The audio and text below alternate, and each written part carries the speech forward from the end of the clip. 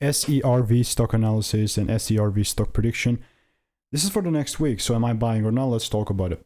Necessarily speaking, like it's not like black and white. Obviously, we also have to have the timing correct as well.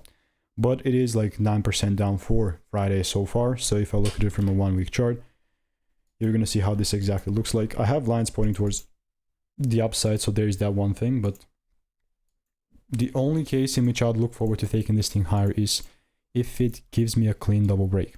It says that I'm waiting for the rules to be met, and that's definitely still exactly what I'm doing. But in order for me to take it higher, you will just need to give me that double break. Other than that, I would not try and force stuff here. Honestly, it still says waiting for the rules to be met. And when are the rules going to be met? And when I see a double break. Guess what? Anything else is noise and I wouldn't be interested. So that is the way that I would be approaching SERV. All I'm using is the strategy that's previously given me thousands of correct predictions, and I've documented everything. And all reviews are 5 stars, by the way, but you can check this out for free. See you in the next one. Goodbye and enjoy.